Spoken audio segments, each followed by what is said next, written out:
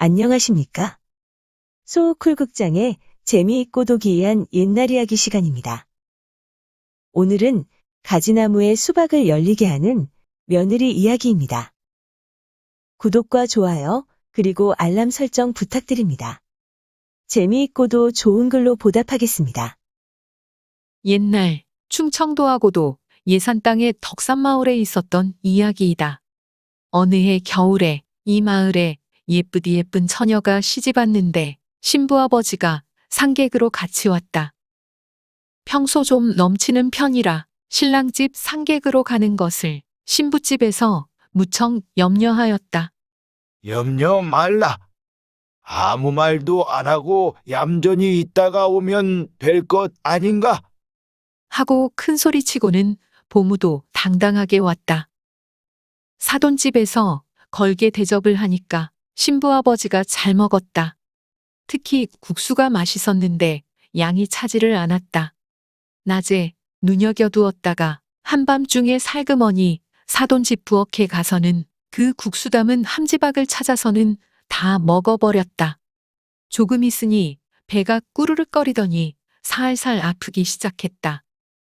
기름진 음식을 잔뜩 먹고 거기에다가 차디찬 국수까지 배 터지게 먹었으니 어찌 안 그럴 것인가.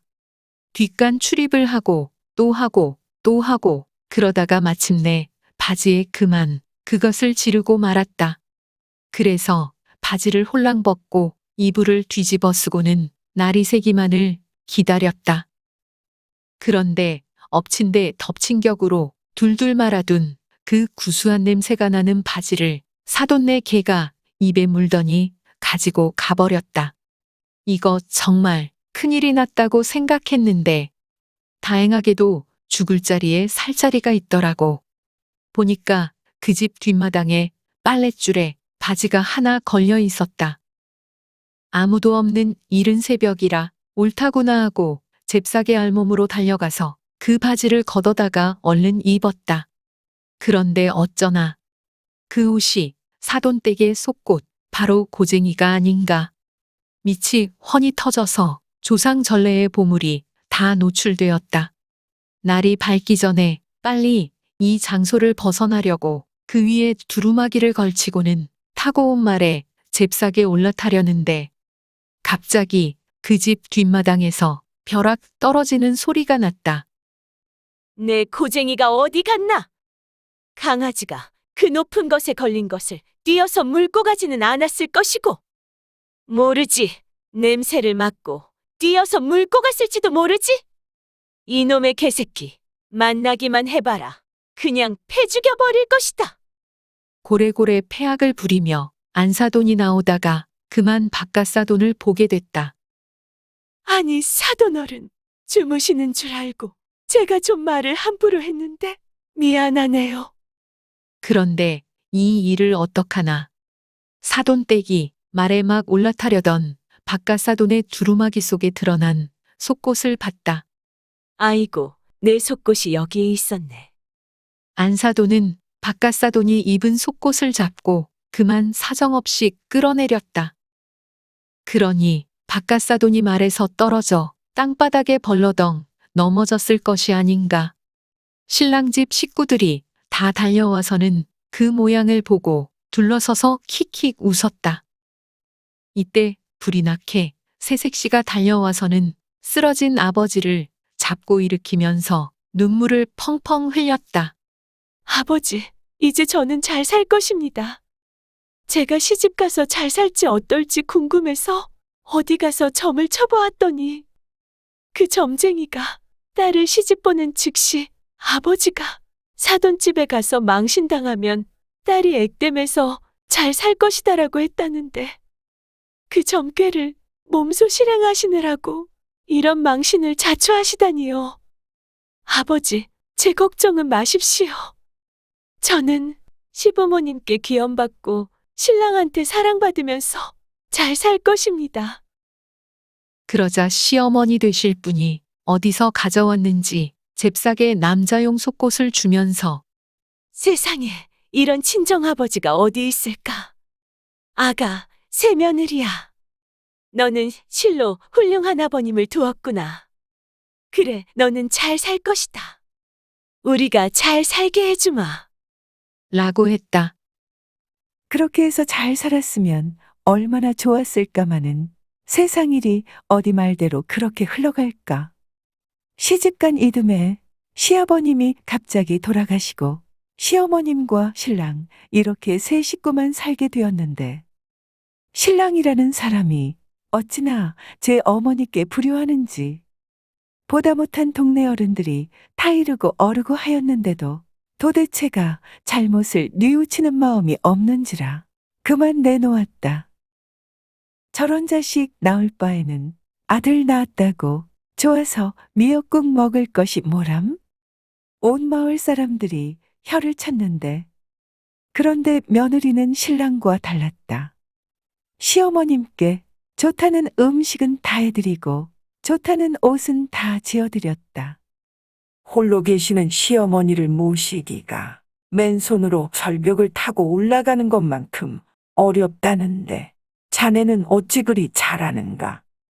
라고 주위에서 칭찬하면 며느리는 눈물을 흘리면서 혼자 계셔서 밤중이면 쓸쓸하신 시어머님.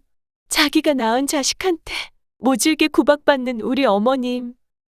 늙으셔서 기운이 쇠한 불쌍한 어머님을 나 하나만이라도 조금 위해드리는 것이 무슨 칭찬감이냐고. 말하였다. 이렇게 효도하는 며느리에게 아들은 무슨 미친 짓을 하느냐고 구박하고 때리기까지 하는지라. 맨날 아들내외가 싸우는 것을 보다 못한 시어머니는 나 하나가 이 집을 떠나면 그만이라고 하면서 하루는 집을 나가버렸다. 시어머니는 보은 땅 어디에서 그 가녀린 몸으로 남의 집 드난살이를 했는데 그게 마음이 더 편하다고 했다. 아들은 골칫거리가 사라졌으니 속이 시원하다고 했는데 며느리는 무슨 죄지을 소리를 하느냐고 어서 모셔오자고 하는 바람에 또 불화가 잦았다. 그러는 중에 며느리가 사내 아이를 낳았다. 아들은 좋아서 덩실덩실 춤을 추었다. 나도 이제 아버지가 되었다는 말이야. 여보 어서 아기 젖을 줘. 오는데 왜 젖을 안 줘? 아들 낳은 것이 기쁘지 않아? 나는 좋아 죽겠는데. 그러자 아내가 콧구멍을 벌렁거리며 빈정거렸다. 그렇게 좋으면 말리지 않을 테니 어서 죽으세요. 나이 들어서 비참하게 죽지 말고. 그게 무슨 방정 맞은 소리야? 당신은 이 아기가 싫어? 예, 싫어요. 아니, 무섭고 끔찍해요. 당신은 이 아이가 크면 우리 내외한테 무슨 짓을 할 것 같아요. 굶기고 때리고 욕하고 발길로 차면서 어서 죽으라고 구박이란 구박은 다 할 것인데. 그런데 미쳤어요. 젖을 먹여 이 원수를 키우게. 차라리 일찍 굶겨 죽이는 것이 모두를 위하는 길이지요. 아니, 아기한테 왜 그런 방정 맞은 소리를 해? 우리 아들이 커서 1등 효도를 하고 우리를 호강시켜 줄 것인데. 당신은 이 애가 커서 효자가 된다고 믿어요? 믿고 말고. 설마 하니 우리 자식인데 부모인 우리한테 그런 불효막심한 일을 하려고? 그렇다면 쳐 죽일 놈이지. 당신은 그런 천부당만부당한 소리는 작작하라고. 말하다 말고 신랑은 고개를 갸우뚱 하였다. 그러다가 얼굴이 벌개지더니 혼잣말을 하였다.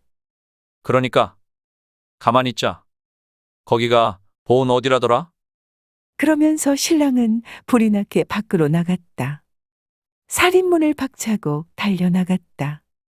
그 모습을 본 아내는 아기에게 젖을 물렸다. 이튿날 해질녘에 모친을 등에 업고 아들은 땀을 뻘뻘 흘리면서 기진맥진하여 돌아왔다. 여보, 어머니가 너무 가벼워요. 차라리 우리 어머니가 무거우셔서 도중에 내가 쓰러지기라도 하면 얼마나 좋았을까? 여보, 어머니를 모시고 왔으니 어서 우리 아기 젖 먹여요. 여보, 당신 고생하셨어요. 걱정하지 말아요. 당신이 집을 나갈 때 이미 젖을 먹였어요. 어머님, 어서 아기 좀 보세요. 아니, 할머니가 되셨으니 어서 손자를 안아보세요. 저는 저녁상 차려올게요. 부엌으로 들어가다가 아내는 예쁘게 눈을 흘겼다. 당신이 생각보다 늦게 오는 바람에 국이 다 식었지 뭐예요? 조금 후에 아들은 밥상머리에서 어머니와 아내와 갓난아기에게 넙죽넙죽 절을 하였다. 그리하여 마침내 이 집에 사랑과 평화 그리고 행복이 찾아왔다. 이전 말에 집이 잘 되려면 남의 집 식구가 잘 들어와야 한다고 했다. 각시말 안 듣는 남자가 어디 있느냐는 속담도 있다. 옛말이 다 맞기야 하겠느냐마는 가만 보면 틀린 것이 별로 없는 것 같기도 하다. 들어주셔서 고맙습니다. 용어 풀어 올리겠습니다. 상객은 귀빈 혹은 상손님입니다. 예전에 신랑이 장가들기 위해 신부집으로 갈 때, 혹은 신부가 혼례를 마치고 시집으로 갈 때, 신랑집과 신부집을 대표하여 참석하는 어른들을 상객이라 합니다. 고쟁이는 한복에 입는 여자 속옷의 하나입니다. 안쪽에 입는 일종의 속바지로서 가랑이 밑이나 뒤가 트여 있고 허리끈이 달려 있습니다. 여름에 많이 입으며 무명, 배, 모시 따위를 호트로 바가짓습니다. 드난사리에서 드난은 임시로 남의 집 행랑에 붙어 지내며 그 집의 일을 도와주는 것 또는 그런 사람을 말합니다. 드난사리는 남의 집에서 드난으로 지내는 것입니다. 참고 문헌 및 자료 출처 설명에 올리겠습니다. 최래옥 교수가 지은 책 그래 좋아가 모본입니다. 국립중앙박물관, 한국민족문화 대백과사전, 국립민속박물관 그리고 한국민속 대백과사전의 기사와 사진을 빌렸습니다. 화가 박연옥 선생이 그림을 그린 책 한국의 미인도에서 그림 한 점을 빌렸습니다. 블루레오파드에서 일러스트 한 점을 빌렸습니다. 위키백과와 나무위키의 기사와 사진을 빌렸습니다. 조선시대 화가 김홍도, 김준근, 신윤복 그리고 김득신의 그림 몇 점을 빌렸습니다. 1238F, 게티 이미지뱅크, 핀터레스트, 픽사베이 그리고 픽스타의 사진과 일러스트를 빌렸습니다.